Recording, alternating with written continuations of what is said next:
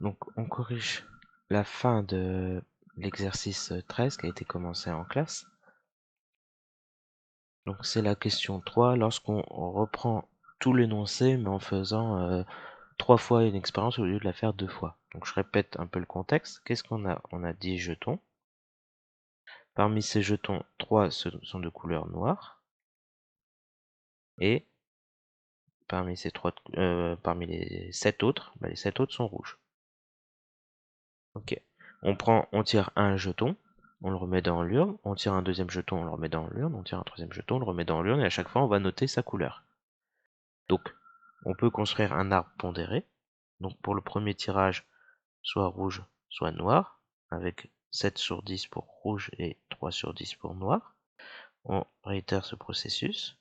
Donc rouge, noir, rouge, noir. Donc 0,7, 0,3, 0,7, 0,3. Ça, c'est pour la première partie, sauf que maintenant, on fait le tirage 3 fois. Donc, il faut rajouter encore des branches.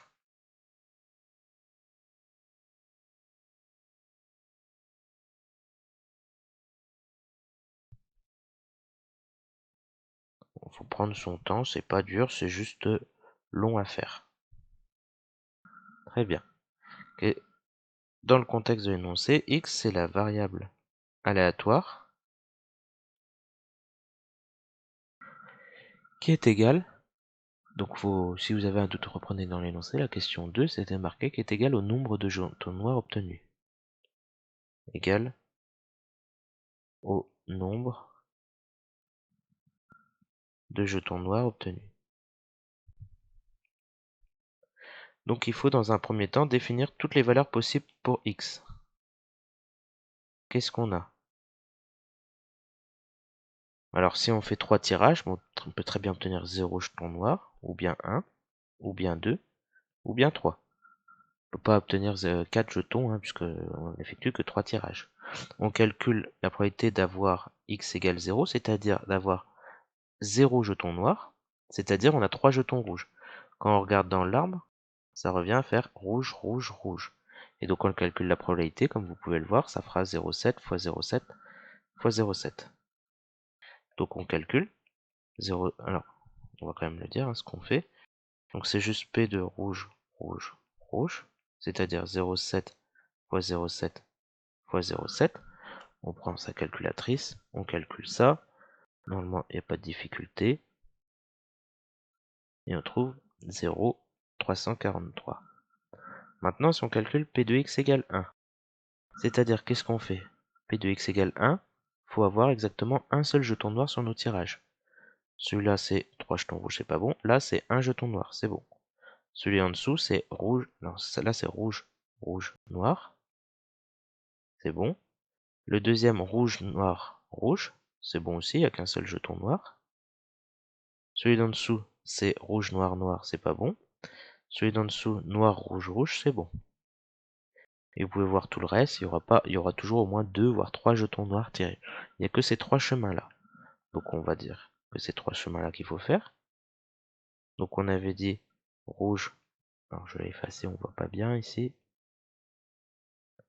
La probabilité de rouge, rouge, noir, plus P de rouge, noir, rouge, plus la probabilité de noir, rouge, rouge.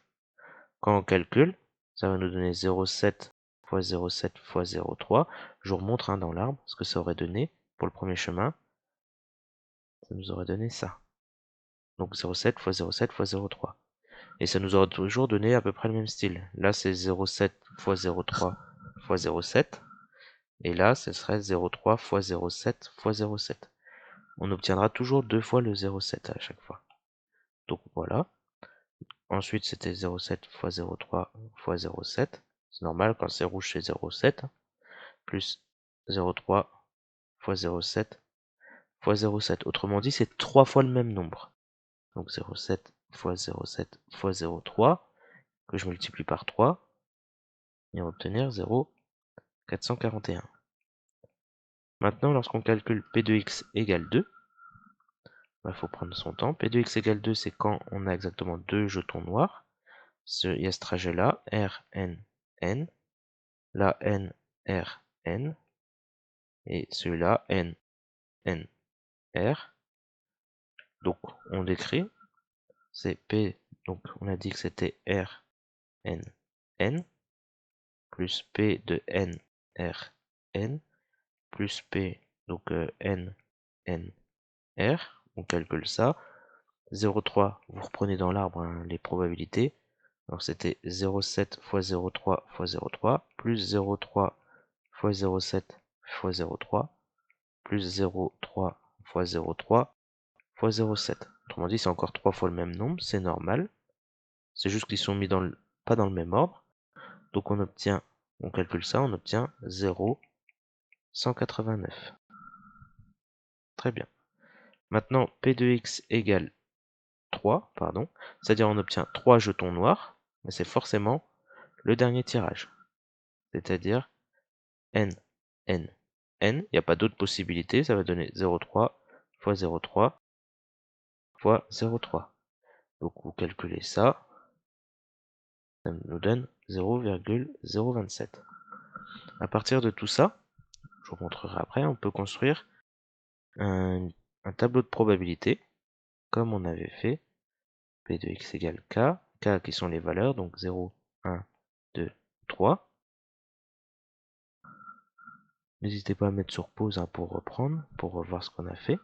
P de x égale 0, c'est le 0,343 qui est ici. Donc je le mets dans mon tableau. P de x égale 1, c'est quoi? C'est le 0,441 que j'ai mis ici.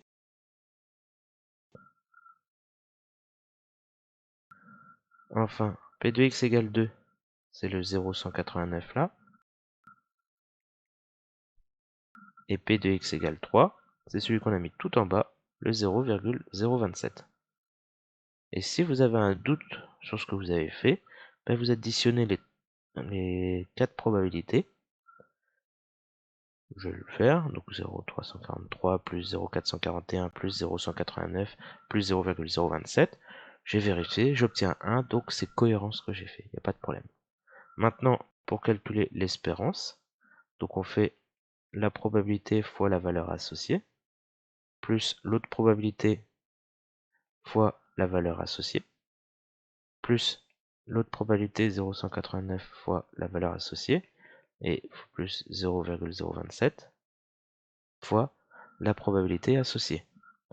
Et donc si on fait ce calcul là, on va obtenir 0,9. Vérifier, ça prend un peu de temps mais ça va aller.